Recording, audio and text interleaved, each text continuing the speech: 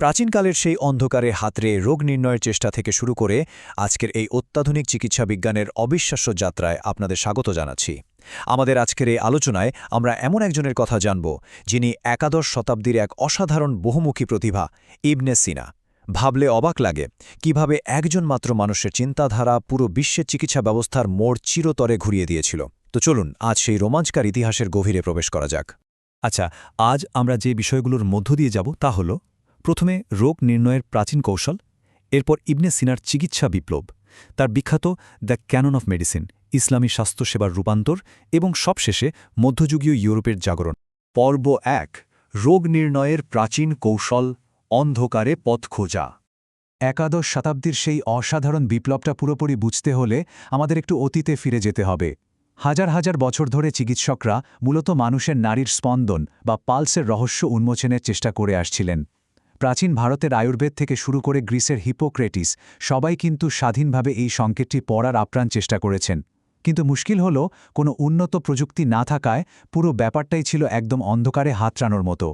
এখানে একটা দারুণ ব্যাপার খেয়াল করুন। প্রাচীন চীনা চিকিৎসাবিদ্যায় কিন্তু কবজির স্পন্দন ব্যবহার করে শরীরের ইন এবং ইয়াংয়ের মধ্যকার সূক্ষ্ম মিথস্ক্রিয়া পরিমাপ করা হতো। তারা স্পন্দনের গতি, শক্তি আর গভীরতা বিশ্লেষণ করে রোগ ধরার চেষ্টা করতেন। সে যুগের তুলনায় এটা কিন্তু বেশ অভাবনীয় একটা পদ্ধতি ছিল। আর সবচেয়ে মজার ব্যাপারটা কি জানেন? এর অনেক পরে, মানে ১৮০০ শতাব্দীর ইউরোপেও নাড়ি দেখার এই বিষয়টা মূলত গুণগত বা কোয়ালিটেটিভই রয়ে গিয়েছিল। চিকিৎসকরা কোনো গাণিতিক ডেটা বা পরিমাপের বদলে নিজেদের ব্যক্তিগত অনুভূতির ওপর নির্ভর করতেন। মানে স্পন্দনটা কতটা শক্তিশালী বা দুর্বল লাগছে স্রেফ সেই অনুমানের ওপর ভিত্তি করেই চলত চিকিৎসা। তো এবার আসি পর্ব ২-এ, ইবনে সিনার চিকিৎসা বিপ্লব, মহান সমন্বয়ক। প্রাচীন যুগের ঠিক এরকম এক বিশৃঙ্খল অবস্থার মাঝেই পারস্যের কিংবদন্তি ইবনে সিনা এক যুগান্তকারী পরিবর্তনের সূচনা করেন। একটু খেয়াল করলেই বুঝবেন, প্রাচীন গ্রিক চিকিৎসক গ্যালেনের পদ্ধতিগুলো কিন্তু মূলত পশু ব্যবচ্ছেদের ওপর নির্ভরশীল ছিল। কিন্তু ইবনে সিনা সেই পুরনো তত্ত্ব থেকে পুরোপুরি সরে আসেন। তিনি সরাসরি মানুষের ওপর ক্লিনিক্যাল পর্যবেক্ষণ এবং হাতে কলমে পরীক্ষামূলক প্রমাণের পক্ষে জোরালো অবস্থান নেন। একেবারে গেম চেঞ্জার একটা সিদ্ধান্ত। আর এটা কিন্তু কেবল কোনো পুঁথিগত তথ্য ছিল না। আল্লাহ গ্রন্থে দারুণ একটা ঘটনার উল্লেখ আছে। একবার একজন রোগীর সামনে কেবল একটি নির্দিষ্ট নাম ও জায়গার কথা উচ্চারণ করেই ইবনে সিনা তার নাড়ির স্পন্দনে পরিবর্তন লক্ষ্য করেছিলেন। চিন্তা করে দেখুন, কোনো আধুনিক যন্ত্রপাতি ছাড়াই তিনি মন এবং শরীরের এই গভীর সংযোগ বাস্তবে প্রমাণ করেছিলেন। এটা ছিল আধুনিক সাইকোসোম্যাটিক মেডিসিনের একদম আদিরূপ। চলুন এগিয়ে যাই পর্ব ৩-এ, দ্য ক্যানন অব মেডিসিন, একটি ৫ খণ্ডের বিশ্বকোষ। ১০-২৫ সালের দিকে সম্পন্ন হওয়া তার এই মাস্টারপিসটি মোট ৫টি যৌক্তিক খণ্ডে বিভক্ত। শুরু হয়েছে সাধারণ মূলনীতি দিয়ে, এরপর সাধারণ ঔষধ, রোগ ও চিকিৎসা, স্বাস্থ্য ও প্রতিরোধমূলক যত্ন, এবং শেষে নির্দিষ্ট অসুস্থতা ও তার আরোগ্য। এটি পড়ে অবাক হতে হয় যে কতটা চমৎকার আর যৌক্তিকভাবে এটি সাজানো। এটা আসলে কেবল একটি বই ছিল না, ছিল চিকিৎসকদের পুরো কেরিয়ারের জন্য একটা সম্পূর্ণ গাইড। এই দ্য ক্যাননের প্রথম খণ্ডের একদম কেন্দ্রে ছিল একটা দারুণ কনসেপ্ট, শরীরের ৪টি হিউমার বা তরল পদার্থ। এগুলো হলো রক্ত, শ্লেষ্মা, হলুদ পিত্ত এবং কালো পিত্ত।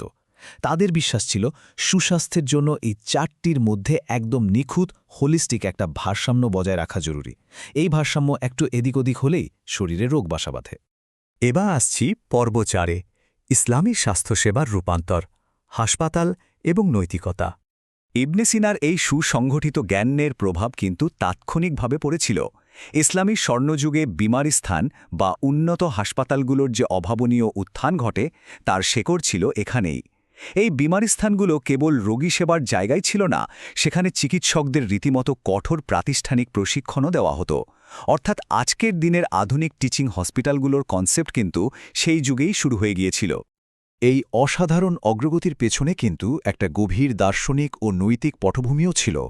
পবিত্র কোরআনের শিক্ষা দ্বারা অনুপ্রাণিত হয়ে মানুষের জীবনের পবিত্রতা আর চিকিৎসকের দায়িত্ববোধের ওপর তখন সর্বোচ্চ জোর দেওয়া হয়েছিল। একজন রোগীকে নিচ্ছক একটা শরীর হিসাবে না দেখে বরং একজন সম্পূর্ণ মানুষ হিসাবে মর্যাদা দেওয়ার এই যে অত্যন্ত মানবিক দৃষ্টিভঙ্গি, তা ইবনে সিনার চিকিৎসা পদ্ধতিকে অনন্য উচ্চতায় নিয়ে যায়। সবশেষ অংশ, পর্ব ৫, মধ্যযুগীয় ইউরোপের জাগরণ, অনুবাদ আন্দোলন। ইবনে সিনার এই সুবিশাল জ্ঞানভাণ্ডার কিন্তু কোনো নির্দিষ্ট ভৌগোলিক সীমানার মধ্যে আটকে থাকেনি। দ্বাদশ শতাব্দীতে এসে জেরার্ড অফ ক্রেমোনার মতো অনুবাদকরা যখন দ্য ক্যাননকে ল্যাটিন ভাষায় অনুবাদ করলেন, তখন পশ্চিমা জগতেও এক বিশাল বুদ্ধিবৃত্তিক জাগরণ শুরু হল।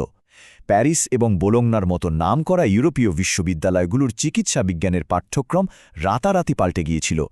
ঠিক এই মৌলিক বিজ্ঞান আর পর্যবেক্ষণের নীতিগুলোর ওপর ভিত্তি করেই পরবর্তীকালে ইউরোপীয় চিকিৎসকরা নিত্য নতুন উদ্ভাবনে এগিয়ে যান।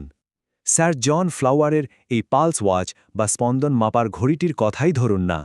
এর সাহায্যে অবশেষে নারীর স্পন্দনে নিখুঁত গাণিতিক পরিমাপ বা হার্ট রেট যুক্ত করা সম্ভব হয়। আর এই সব কিছুরই ভিত্তি কিন্তু গড়ে দিয়েছিলেন সেই ইবনে সিনা। এবার সবচেয়ে বিস্ময়কর বিষয়টা একটু মিলিয়ে দেখি চলুন। একাদশ শতাব্দীর সেই নীতিগুলোর সাথে আজকের আধুনিক স্বাস্থ্যসেবার কতটা হুবহু মিল রয়েছে। প্রাচীনকালে সেই রোগী পর্যবেক্ষণ আজ রূপ নিয়েছে রোগীকেন্দ্রিক সেবায়। সামগ্রিক বোঝাপড়া হয়েছে আজকের ইন্টিগ্রেটিভ মেডিসিন, আর সেই নৈতিক দায়িত্ববোধ আজ পরিণত হয়েছে মেডিকেল এথিক্সে। একবার ভাবুন, ইবনে সিনা তার সময়ের চেয়ে ঠিক কতটা এগিয়েছিলেন। আর এখানেই একটা বড় জিজ্ঞাসা আমাদের সামনে এসে দাঁড়ায়। আজ আধুনিক যুগে খুব সাধারণ একটা চেকআপের জন্য ডাক্তারের কাছে গেলে আমরা যে সুশৃঙ্খল সেবা বা পদ্ধতিগত প্রশ্নের সম্মুখীন হই, তার কতটা আসলে একাদশ শতাব্দীর সেই কিংবদন্তি চিকিৎসকের হাতেই নকশা করা হয়েছিল।